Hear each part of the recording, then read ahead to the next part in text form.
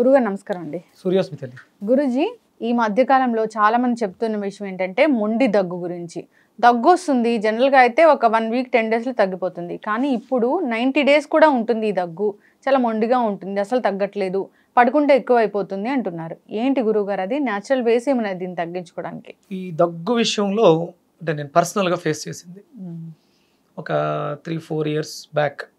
అంటే అప్పుడే నేను ఈ వెజిటబుల్ థెరపీని ప్రాక్టీస్ చేస్తున్న టైంలో నా వైఫ్కి సడన్గా దగ్గు స్టార్ట్ అయింది. మెడికల్ షాప్లో సిరప్లు తెచ్చుకోవటం, తాగటం, తగ్గట్లేదు. మొత్తం తెలిసిన డాక్టర్ దగ్గరికి తీసుకెళ్తే వెళ్ళి మందులు అన్నీ కాఫ్ సిరప్లు, లంగ్ రెస్పిరేటర్ ఇవన్నీ. ఎలా అయిందంటే పరిస్థితి, డే అంతా పనులన్నీ చూసుకుని అప్పుడే ఉండదు. నైట్ 9:30, 10కి ప్రిపేర్ ఇంకా స్టార్ట్ అవుతుంది. పడుకుంటే దగ్గు వస్తుంది, కూర్చునే ఉండాలి. అందుకని ఏంటంటే ప్రిపేర్ పనులన్నీ చేసుకుని శుభ్రంగా కూర్చోవడానికి అనుకూలంగా సెట్ చేసుకుని బెడ్ని టీవీ చూస్తూ అలా కూర్చుని ఉండిపోవటం. పడుకుంటే దగ్గు వస్తుంది.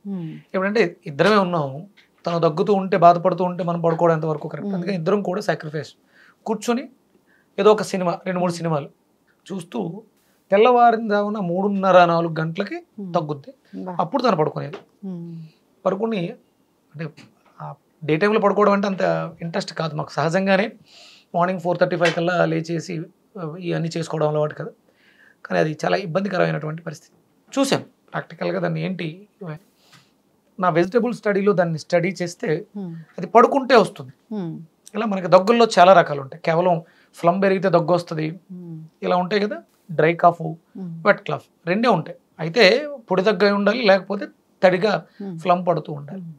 కానీ మనకి వచ్చే దగ్గుల్లో మధ్యాహ్నం 12 గంటలకు ముందు వస్తే ఇది డైజెషన్కి సంబంధించినటువంటి కాఫ్.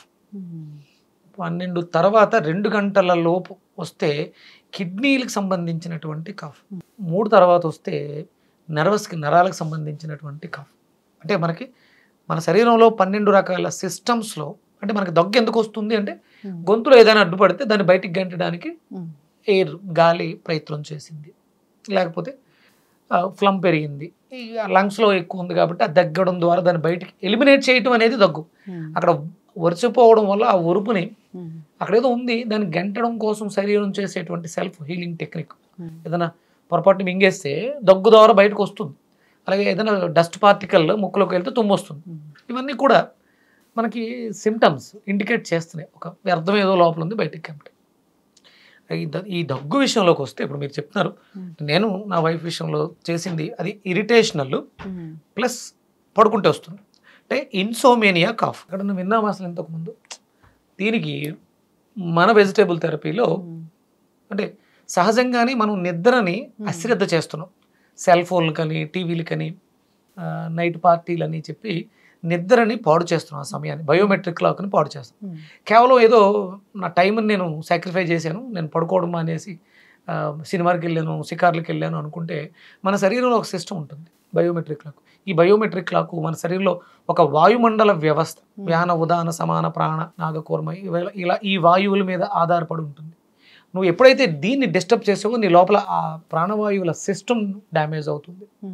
అవి లోపలే ఉండిపోవడం వల్ల ఆ టైంలో పడుకోవాల్సిన టైంలో పని చేయాల్సినటువంటి వాయుమండలం చెడిపోయి అది పడుకుంటే అన్కంఫర్టబుల్గా ఉంది. అందుకని ఆ గాలిని బయటికి పంపడానికి తగ్గుతుంది. ఇక్కడ మనకు కాంబినేషన్స్ ఏంటి అంటే ఇలా పడుకుంటే దగ్గు వస్తుంది అనుకుంటే పొట్లకాయ, బెండకాయ. అంటే కాఫ్ కదా, లోపల ఊరిచిపోయి ఉంటుంది.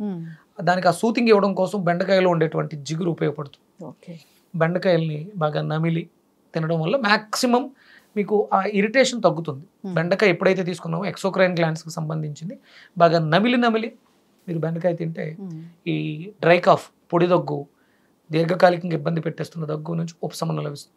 పొట్లకాయ తీసుకోవడం ద్వారా చెడిపోయినటువంటి వాయుమండల వ్యవస్థ బాగుపడి బయోమెట్రిక్ క్లాక్ యాక్టివ్ అయి మీకు నిద్రపోవడానికి అద్భుతమైనటువంటి యోగ్యాన్ని ఇస్తుంది. ఇక మధ్యాహ్నం భోజనానికి ముందు వస్తుందంటే ఇది acidic cough, digestion system damage అయింది అని వ్యక్తం చేస్తాం. దానికి మనం ఎలాగో బూడిద గుమ్మడికాయ చెప్తాం. బూడిద గుమ్మడికాయ జ్యూస్ ఒక 200 గ్రాములు తీసుకొని కొంచెం చిన్న అల్లం ముక్క, మిరియాల పొడి, తమలపాకులు వేసుకుంటే డైజెషన్ ఇష్యూస్ పోతాయి. ఈ కిడ్నీ రిలేటెడ్ ప్రాబ్లమ్స్తో సఫర్ అయ్యే వాళ్ళు ఉంటారు, వాళ్ళకు కూడా దగ్గు వస్తే అంత త్వరగా తగ్గదు. దానికి ఇక్కడ మనం వంకాయని ప్రధానంగా తీసుకుని, అంటే శరీరంలో వాటర్ ఎక్కువైపోయింది, వాళ్ళకి కిడ్నీ ఇష్యూ కదా, వాటర్ బయటకు వెళ్ళకపోవడం వల్ల, కిడ్నీ మీద ప్రెజర్ ఎక్కువ ఉండడం వల్ల, అలాగే అన్ప్యూరిఫైడ్ వాటర్, చెడిపోయినటువంటి జలం, దీన్ని బయటికి ఎలిమినేట్ చేయాలి. అది వ్యక్తపరుస్తుంది, ప్రతిదీ సిమ్టమే. దగ్గు వచ్చింది, తుమ్ము వచ్చింది, తలనొప్పి వచ్చింది, ఫీవర్ వచ్చింది, మోషన్స్ అవుతున్నాయి, వామిటింగ్స్ అవుతున్నాయి, ఇవన్నీ సిమ్టమ్స్, ఇవి ప్రాబ్లమ్స్ కాదు.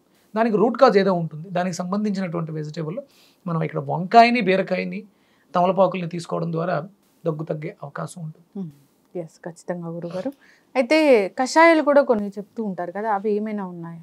లవంగి మొగ్గతో బొగ్గను పెట్టుకోవడం ద్వారా దగ్గు తగ్గుతుంది అంటారు. అది కొంతవరకు ఉపశమనం మాత్రమే.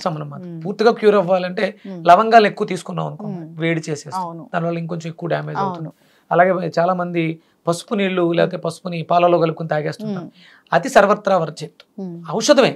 దాని అవసరానికి మించి వాడితే దాని ప్రభావం వేరే తట్టుకోలేము మనం. ఎందుకంటే వాటికి ఉన్నటువంటి గుణాల్లో కొన్ని కాంబినేషన్స్ కలిపితే అప్పుడు ఆ సైడ్ ఎఫెక్ట్ అనేది తగ్గుద్ది. అందుకని కాంబినేషన్స్ ఇలా మనం చూసుకుంటే దగ్గు విషయంలో దాల్చిన చెక్క, లవంగి మొగ్గలు, ఇలాచి కొద్ది ఒక మోతాదు తీసుకుని చూర్ణం చేసి నీళ్ళు వేసి మరగబెట్టుకుని తాగొచ్చు. ఇది నార్మల్గా వచ్చే దగ్గు ఉపశమనాని కోసం అంతే. మీరు దీంట్లో ఇంకొక పని చేయొచ్చు. ఇది రెస్పిరేటరీకి సంబంధించిన ఇష్యూ కాబట్టి ఒక చిన్న ములక్కాడ, డ్రమ్ స్టిక్, చిన్న ముక్కని దంచి నీళ్ళలో వేసి దాంతోపాటు ఈ ఇలాచి, ఒక లవంగి మొగ్గ, దాల్చిన చెక్క వేసుకుని మరగబెట్టుకుని దాంట్లో కొంచెం తేనె వేసుకుని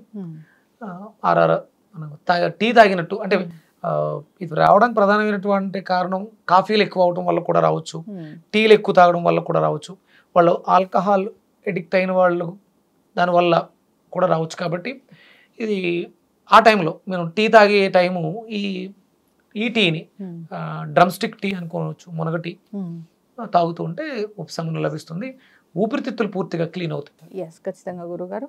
ఇబ్బంది పడుతున్న వాళ్ళు ట్రై చేయాలని కోరుకున్నాం. చాలా చక్కటి ఇన్ఫర్మేషన్ అండి, ధన్యవాదాలు. సూర్య